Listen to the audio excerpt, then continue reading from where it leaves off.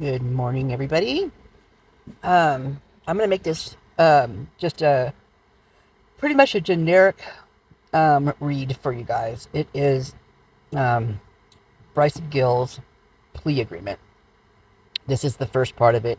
It is lengthy, it's 32 pages long. So this one's like 40 minutes as it is. So I'm going to do this and then it's just going to pop it right up. So, good morning. Ready or not, here I come now. Let's play hide and seek. Prepare to be caught. Here I come now. Let's play hide and seek. Riding on the playground, no more dares to make a sound. Round and round and round and round. No one wants to be first found.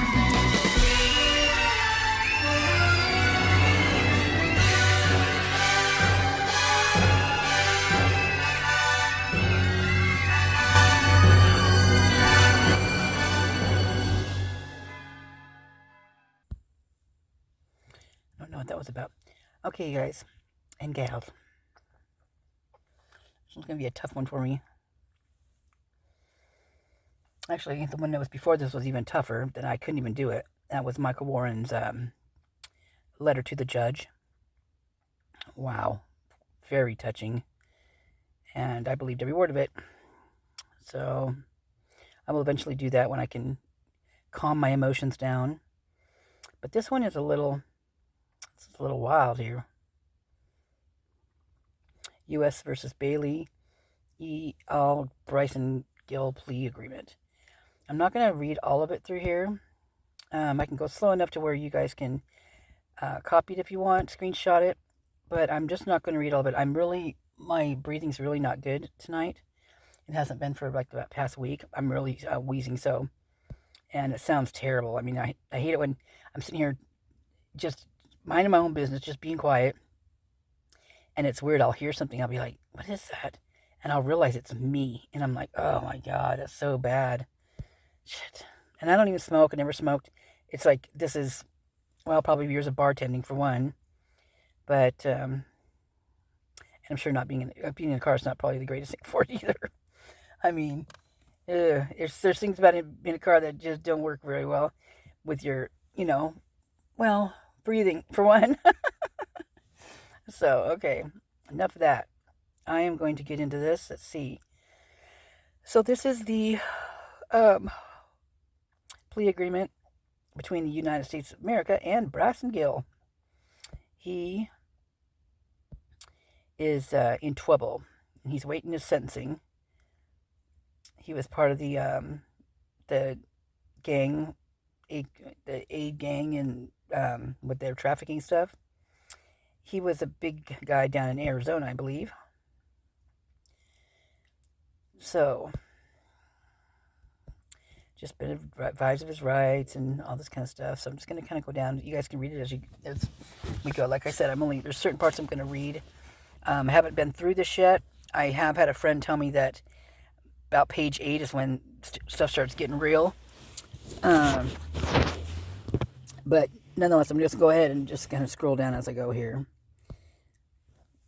Let's see, he's got conspiracy to distribute controlled substances. That one, possession of firearm in furtherance of a drug trafficking crime. Conspiracy to commit money laundering.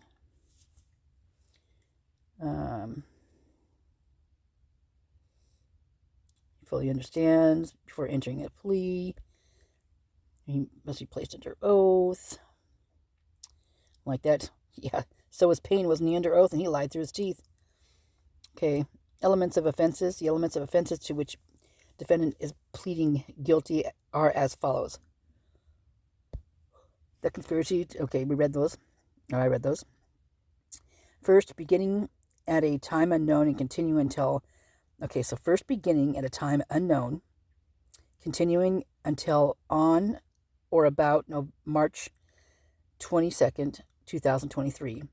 There was an agreement between two or more persons to distribute controlled substances, including F, M, and H. And, number 2, second, defendant joined in the agreement knowing of its purpose and intending to help accomplish that purpose. B, the elements of possession of a firearm and furtherance of a drug trafficking crime. That one. Okay. Comparison. I'm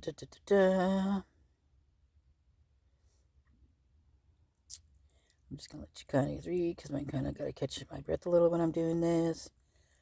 And it's not a bad read. I mean, it's an easy read. Hopefully, I give you long enough on here, and I shut up so you guys can can read it in quiet. Money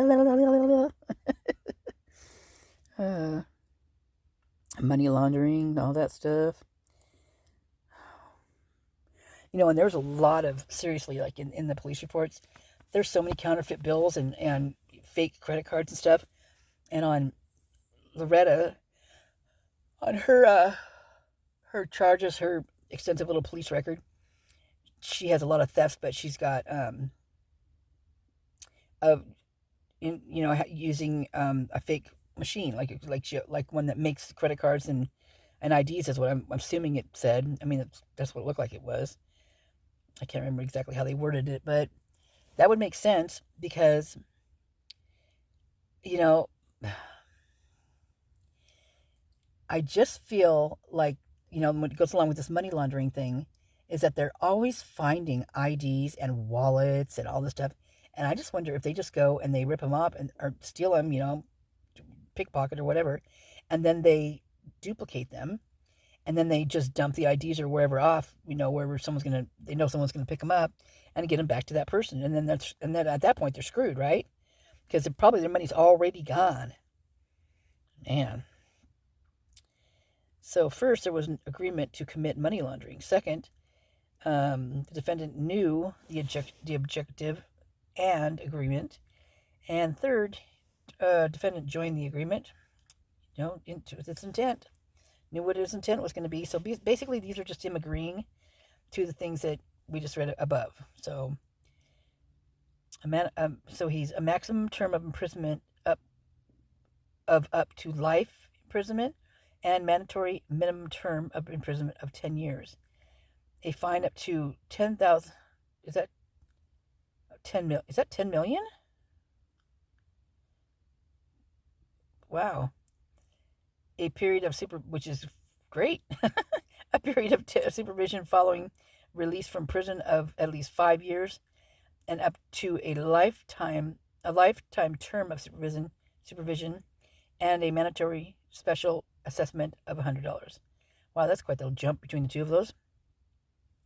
So then we'll go to the possession of firearms. So that's going to give us, you know, basically the things, but the fines are different. Prison is different, 5 years in the assessment. Money laundering is $500,000. God, that one was wow, that's crazy high. But yeah, but good, get them, but they won't. You know, it's not. We all know what's going to happen here, right?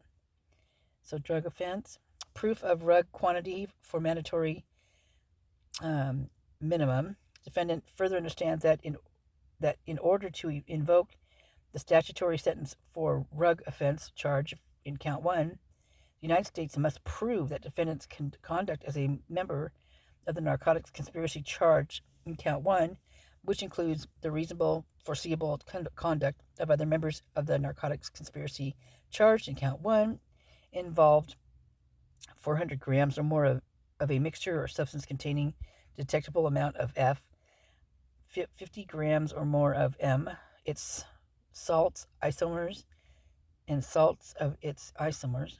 Wow, I don't even know what that means. 500 grams or more mixture of substance containing the detectable amount of M.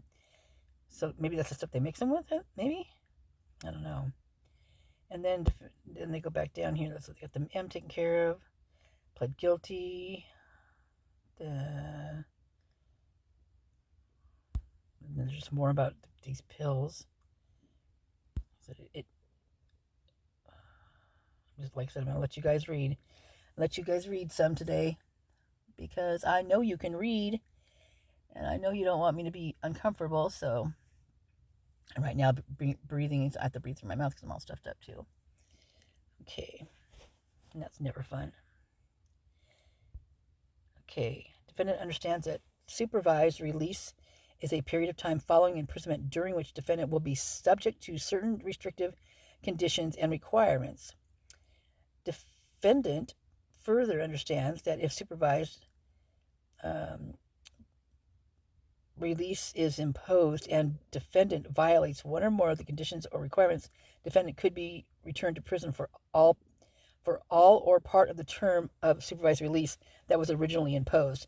So it sounds like what they've done, what they're saying here, it sounds like another 11 thing, what Embry talks about, because they're basically saying we're going to give you this special sentence, right? But if you mess it up, then you're gonna go back in and you're gonna full term, right? Do they ever do full term? Probably not, but you never know. You never know. Okay, he understands the sentence, so further understands that the consequences of pleading guilty may include the forfeit of certain property. Okay, agrees that the monetary penalty the court imposes, including the special assessment, all that stuff, that he's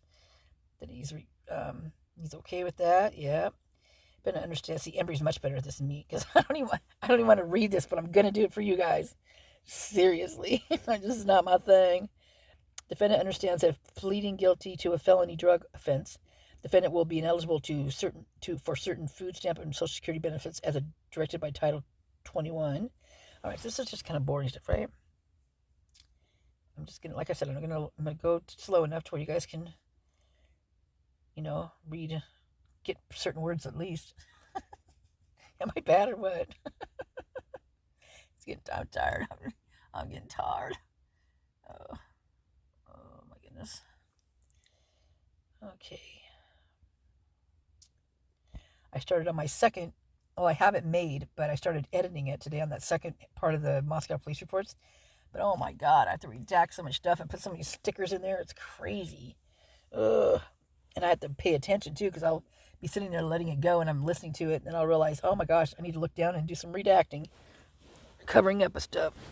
So I have to go back and do it all over again. Okay. Rights waived by pleading guilty.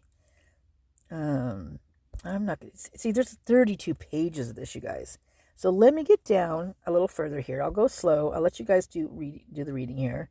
It's basically going over the same thing again. The guilty, the pleading guilty. Are you sure this is what you want to do? And you know what's going to be happening if you do, and what, and even if you do, it might not even be what you think it's going to be. All that kind of stuff. Oh, he gets the right to testify or remain silent at a trial, just like Brian did. It sounds like, huh? But he's not like Brian at all, I'll tell you.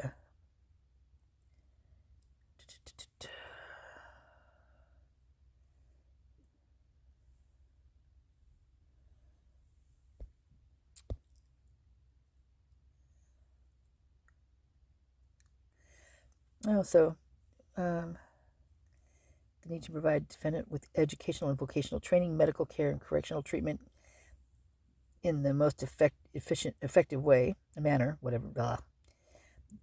So yeah, they're just making sure that he gets all the stuff that most people on this, out in nowadays don't even get. He's going to have a roof over his head. He's going to have 3 squares, isn't that what they call it? And he's going to get, he's medical. He's going to get school. He's going to get, education. All that good stuff. Yeah. Meanwhile, there's so many homeless people out there. They're trying to do their best to get stuff taken care of to where they can get back on their feet and get a place and then get things going. And it's really weird, you guys, because I've always heard that, with the homeless, like I have a car, right? And I have a friend that I can stay, near their place. Okay, so I'm lucky that way. It's still a car though, when it boils down to it, because this is pretty much where I spend most of my time. It's just the way it is. So, but these other people, they're like intense. They're on the street. I couldn't imagine if it was pouring down rain or snowing and being out in the weather like that. At least I'm in a car, and at least I have heat. And so, but the things I've heard, the hardest part about, when there's people that want to do better, like there's people that just are going to be on the street no matter what, and that's just the way they're going to have it, right? But there's the ones also that are there for other other reasons brought them. They're not the rug situation, not anything like that, but other things that were out of their control.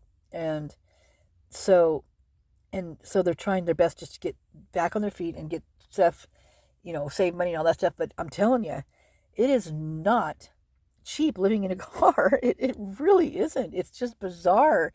You'd think that it would be like no biggie, but that's not the way it is.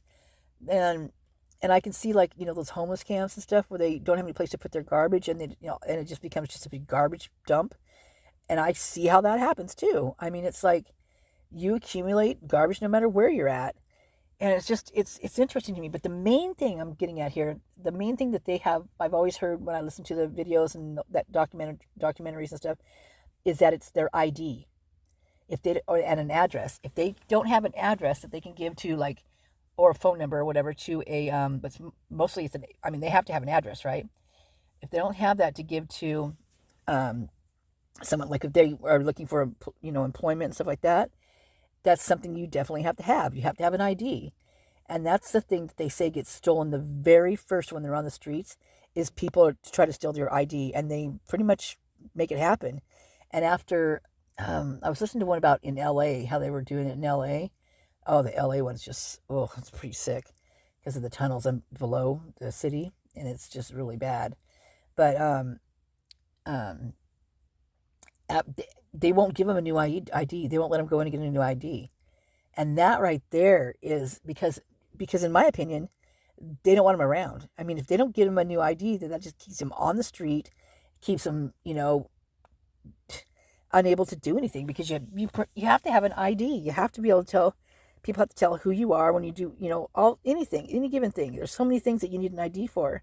And they won't let them get it reissued again only one time. And that was it, that the girl was saying. And everyone they had interviewed, and they asked them, what would you want first if you, of all things, what would you want first? Every single one of them said an ID. Every one of them, you guys. And that's crazy. So anyway, sorry, I'm making all sorts of noise. I'm kind of moving my hair around, playing with that. I'm just, I'm fiddling. I'm fiddling is what I'm doing. Okay, guidelines, range of time of sentencing. After consideration of the sentencing guidelines and the factors, the court may impose sentence authorized by law up to maximum term authorized by law. But let's see, or by stipulations and agreements between the parties in this plea agreement.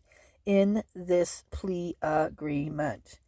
And defendant may not withdraw a plea agreement solely because of the sentence imposed by the court. Oh, so if he takes a plea agreement and then the court, because then they'll sentence him, right? He can't withdraw just because he doesn't like what the sentence is, which is good. I mean, no, you can't change your mind. You already took that one. Ultimate sentence. The defendant acknowledges that no one has promised or guaranteed what sentence the court will impose. Of course not, but we already know what these guys get. They get a slap on the wrist. It's incredible what they don't get. It's wild. Statement of facts. The parties agree on the following facts. Defendant admits defendant is guilty of the charged offenses, and that each of the actions described below constitute relevant conduct to charged offenses, beginning at the time known and continuing until at least May 22nd of 2023. Defendant Bryson Gill conspired with others, known and unknown, to distribute controlled substances, including MFH, within the Western District of Washington. In furtherance of the conspiracy, Gill engaged in at least the following conduct. Okay, this is the place. This is starts getting good. So I am going to go potty real quick. I'll be right back. Okay, continuing on. In 2022, in partnership with multiple co-conspirators, Gill made multiple trips to Arizona to purchase large quantities of narcotics that he and the co-conspirators transported back to the Western District of Washington for the purpose of redistribution for profit. On November 27th, 2022, in a lawfully intercepted phone call between Gill and a co-conspirator A, Gill directed co-conspirator A to get 20 blues in a bag and drop it off to unidentified. Oh, can we see what it says in there? Maybe not. Unidentified co-conspirator, the JHBBG, or maybe that's JHB building, I'm not sure, to drop it off to unidentified co-conspirator on the way out to the woods. The term 20 blues refer to 20,000 pills laced with F that are marked with the M30 insignia to mimic prescription Oxycontin pills. The woods refer to a property in Shelton, Washington, rented by a co-conspirator B, that the co-conspirators used as a stash house where they stored controlled substances and paraphernalia intended for pressing F powder into F-laced pills. Later that day, in a lawfully intercepted phone call, Gill asked another co-conspirator C, how many blueberries were left after Adam. Whoa. So he asked another co-conspirator C, how many blueberries were left after Adam. Blueberries was coded language referring to F pills. Co-conspirator C checked with co-conspirator A and confirmed for Gill that they had 24 left at the Shelton stash house, which referred to 24 bags containing 10,000 F pills each. Oh my God. Later that day, in a lawfully intercepted phone call, Gill told co-conspirator C to pull 40 out and put them in a bag, which was coded language directing co-conspirator C to prepare a bag of 40,000 F pills for a future drug deal. Holy crap. Co-conspirator C told Gill that they needed masks and gloves because they were about to break into it right now. This referred to breaking into packages of powdered F that Gill and his co-conspirators intended to press into F pills to later sell for profit. In a subsequent intercepted call, Gill told one of the customers, "We are done mixing it, we just need to press it."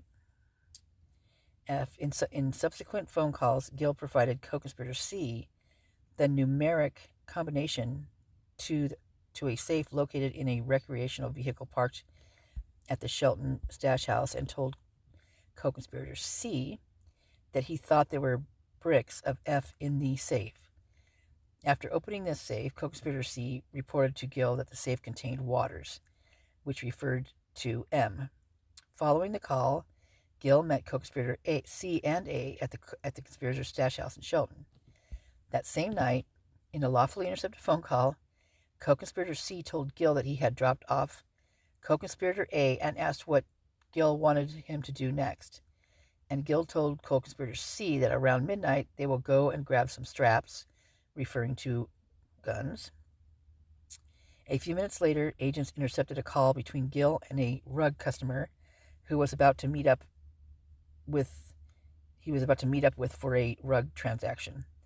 That customer sent a courier Gill didn't recognize, and Gill told the customer, "Somebody pulled up as we were sitting here. I've got my pistol out. I got my pistol out."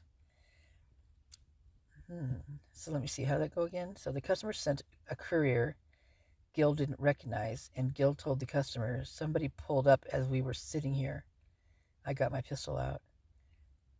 So did they actually, was this a setup? Was this like a sting for him? Was that who that was? I'm wondering.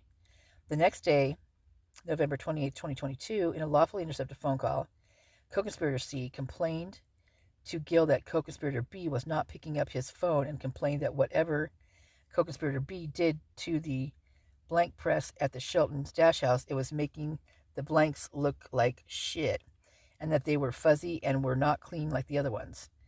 Referring to the blank press, co-conspirator C said, "It looks like this thing isn't pressuring enough." and there's enough powder and all that's right, but there's not. It's just too loose. It's not pressing. Gill told the co-conspirator C that he would call co-conspirator B to attempt to remedy the problem with the blank press. On the 1st of December, in a lawfully intercepted call, Gill directed co-conspirator A to provided 1,000 F pills to a customer. Later that day, in a subsequent lawfully intercepted call, co-conspirator C confirmed that he met up with the customer. On December 2nd, co-conspirator Gill called C to confirm that C took everything out of his trunk. C told Gill there's an SKS in there, referring to an SKS-style rifle. You want to put that in my bed? Gill then directed C to take all the bad stuff out of the car and reminded him that he had no plates on his car. Whoa. Well, that's interesting now, isn't it? Later that day, in a lawfully intercepted call, Gill and C discussed a plot involving another rug dealer. When C asked Gill, if I do snatch him, where you want me to take him? Gill instructed C to take him to a known location to ensure the rug dealer didn't have his phone, and not to say Gill's name, and to confront the rug dealer about why he hadn't been answering the phone.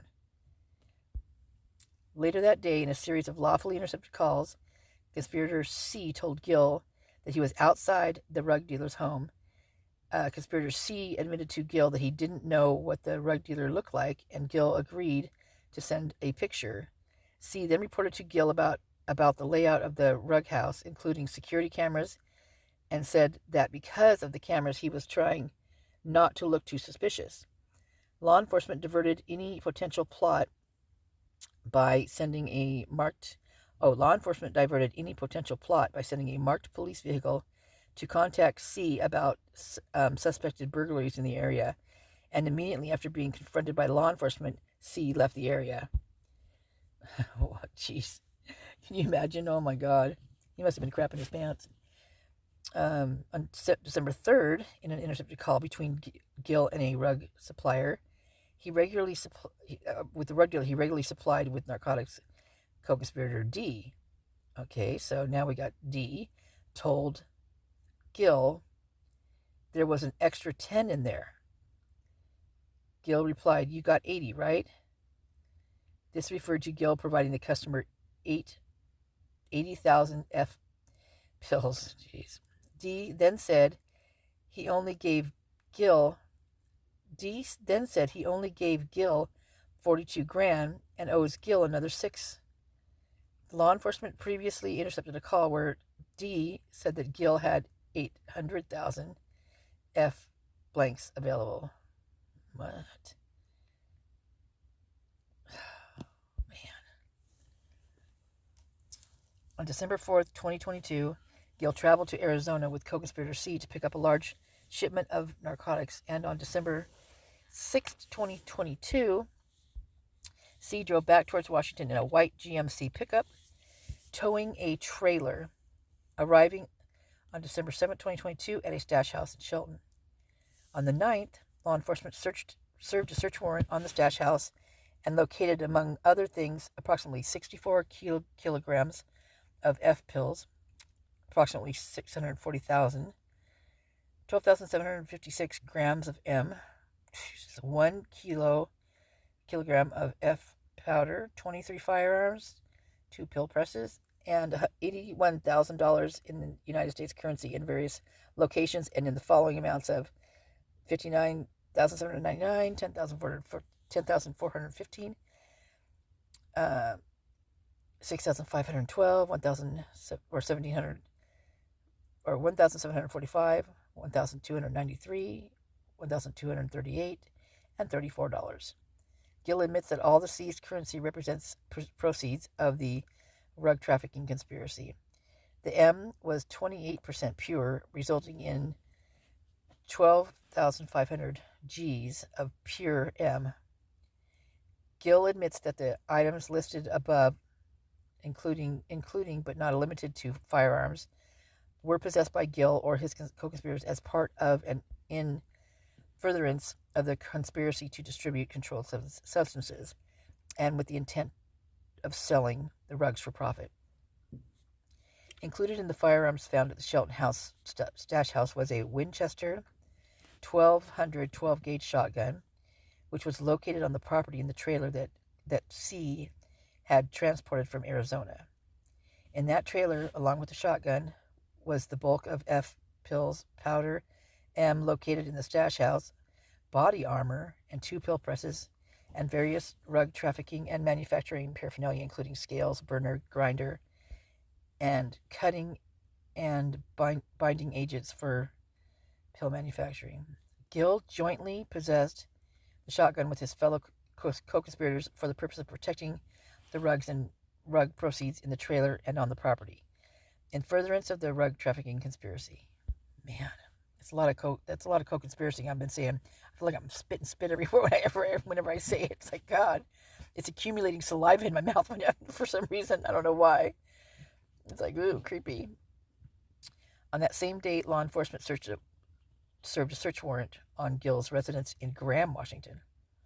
Oh, so he lived. Wait a second. So he lived in Arizona and Graham? In a trailer located on Gill's property where C was residing. Law enforcement located 13 grams of F powder, 61 F pills, and the following firearms: a loaded Springfield armory. Armory? Oh, you guys. Oh my God. Are they part of the U.S. Marshal holds that the guys that just got popped for, they're military guys, and they just got popped for stealing ammunition? I'm talking a lot of ammunition, and they were like taking parts for guns and trading them out, and they were just going to the shooting range and just shooting off all these rounds and rounds and rounds of this ammunition, and giving it to people, selling it, trading it for stuff. And those guys, there might still be some in the Whitman County Jail, but they were there quite a while back, and I was always wondering, who these guys were. And I think I did a video on it. I don't know if I put it up though. Oh, I think I did. Anyway, I'm wondering if these guys were part of it. If that's the case, okay, so here's the thing. If this is indeed the case, because I believe that part of the reason that all those guys were out there, all the cops were out there, was because of this thing that had been looking at these guys, surveilling these guys, and for like over a year. And one thing that was weird is that the guy they were surveilling him because of child stuff, like he had child material, like stuff like that. And in the meantime, there was this undercover that was going in and making friends with this guy, and he introduced him to this other guy, and that's the guy that was stealing the ammo from his work. And so the guy ended up doing 2 busts, and several people as well. And there was an unbelievable amount of ammunition they were taking every day, and they were writing it off in the books as them, going out and shooting or practicing or whatever they were doing, whatever they can get away with signing that stuff out for. I don't know, but that also makes sense, because here's another thing. During this time, and I'll have to go back and look at the reports, but there was a lot of gun check-ins. So it never used to be where you had to check in at the University of Idaho. In fact, the story about the guns and how they had finally got it changed to where that they got the check-ins was crazy. These guys used to be able to pack guns on them, open throughout the university. Students, anybody. Crazy, right? Well, they finally got this law, they kind of put that, down. So now they have gun checks. So, and it's in the police reports whenever they go in and out. And during this time, there was a lot of gun checks. I wonder if they knew someone throughout this service that they were getting ammo from. And maybe that's why at first they were watching the frats, because of that. That would make sense why they were in town. Because because it's federal, and they would have a lot of those guys in town, right? That would be, yeah, that seriously would be why. And hands down, these guys were doing the same thing. I mean, they were, Armory, XDM, Elite, 10 mil.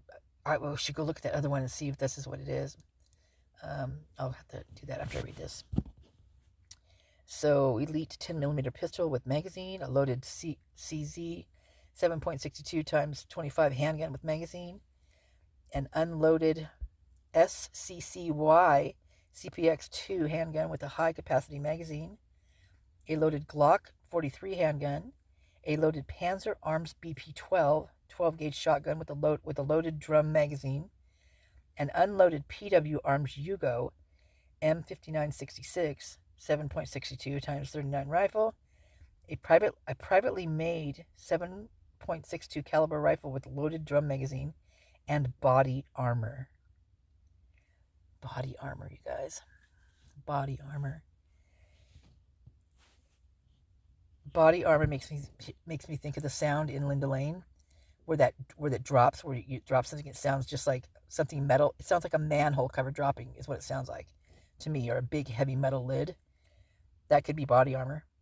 If they drop, if they just dropped it on the ground or whatever, took it off and dropped it. That's exactly what that could have been.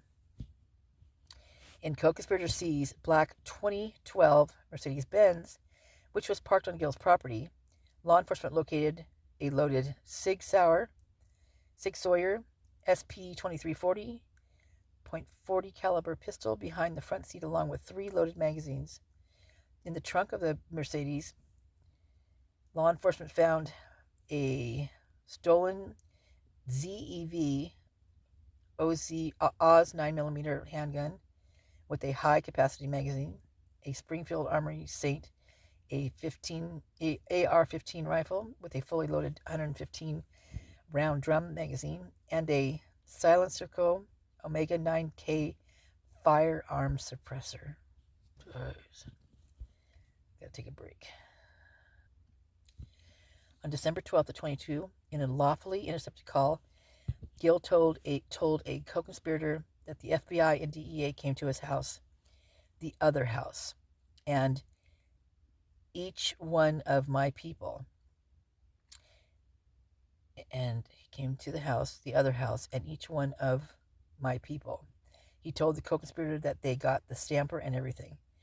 Gill also told the co-conspirator that when he saw law enforcement coming, he threw a pistol out the back window that law enforcement didn't find.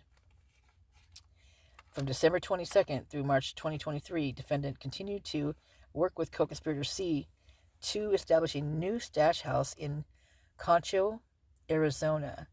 On March 22nd, 2023, agents raided the Concho, Arizona address, where they seized thousands of rounds of ammunition, multiple pounds of marijuana, and the following firearms. This is part of that. I bet you anything. So this is so this is why, remember in the beginning when Wazoo Kim was saying this was there was 3 separate things going down. It was like what do they call it? I'm not sure what they call it. I'm going to call it a triple threat. Basically 3 different things that were going down. And right here, it's saying that, really. So, from December 26th, okay, so continued to work with him. So they seized, rounds of ammunition, multiple pounds of MEM, and following firearms. 1 Glock CMBH-22 pistol bearing serial number YVB129. 1 stolen HS product IM metal model model XD40 pistol bearing the serial number US, there you go. USM, gosh dang, I'm all tongue-tied now.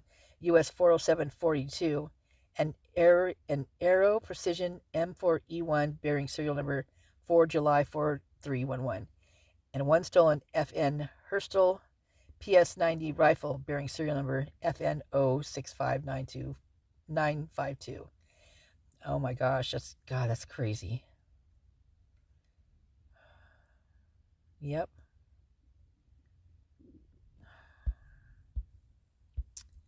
Oh, wow, there's way more. So in that thing with these guys with the ammunition that was being stolen and they were all that stuff, um, how they caught ended up the undercover got became friends with this one guy with the bullet stuff, and he says, well, I will hook you up with this or something, brother, if can you bring me this particular gun. And so I don't know if it was the next day or when it was, but the undercover agent brought him the gun, and when he exited the guy's, I believe it was an RV, like what they're saying right here, when they exited his trailer or whatever, RV trailer, that's when the SWAT and everybody was there to go get him. So as soon as he, gave him that gun, it was, definitely new. And again, he also kept giving that undercover agent a bunch of just free ammunition, like just, boxes and boxes of ammo. And can you imagine how much this cost the government for all this?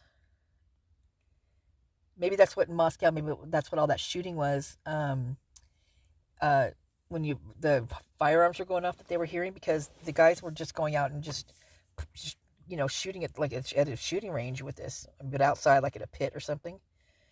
That's just nuts. So he also has one Smith & Wesson CS45 Chiefs Special Pistol bearing serial number VJC7049, one Sig Sauer Sawyer P2520 P20 P250 handgun bearing serial number EAK019664, two Polymer 80 Inc. PF940C pistols, one Smith & Wesson 4013 handgun bearing serial number VBA3729, one Glock GmbH 27 handgun bearing serial number HSA472, one Ruger Security 6 revolver bearing serial number 153. I'm not going to read the serial numbers anymore. FC Arms 43D pistol with no serial number, one Smith & Wesson 38 airweight revolver, one Smith & Wesson SD9VE pistol, one Cal Westco Incorporated J22 pistol. This is what's interesting, is that they're all very, different. I don't know much about guns, but obviously they're different because they're spelt different, and they're I'm being a smart ass now. But so this is why I'm wondering if this is part of that whole thing, because of all the different ones. And I'm wondering if a lot of these maybe been service issued or something like that. I wouldn't know because I don't know anything about that stuff. But one Cal Westco Incorporated J22 pistol bearing serial number blank, one Glock, and more Glock, because that's a Model 35, one Hawk Industry Incorporated Neff Partner shotgun, Stoeger P3000 shotgun, one JLD Enterprises PTR 91 rifle, one Belgium 1893 Nagant revolver, one stolen Honor Defense LLC Honor Guard pistol. Now that would be interesting to know who that was stolen from, right? That sounds like a service pistol, right? The way it's worded there, I don't know, but it sounds like it. My God, look at this. You've got to be kidding me, you guys. Look at this. What the heck? Oh my God. Do you really want me to read this, or can I? This is a lot. They're all different too. Look at that. Another Glock. That's a Model 20. A Fratelli 10 Foglio pistol. Unique Model 17 pistol. HS product. Oh, another Smith & Wesson M&P 9 handgun. Smith & Wesson M&P 22 pistol. One Lanad Incorporated PM12 pistol. See, I don't even know how to pronounce this, so I don't know what these guns are. One Intratec. So there's two Intratecs right there. One's just a TECD C9, and the other one's just a TEC9.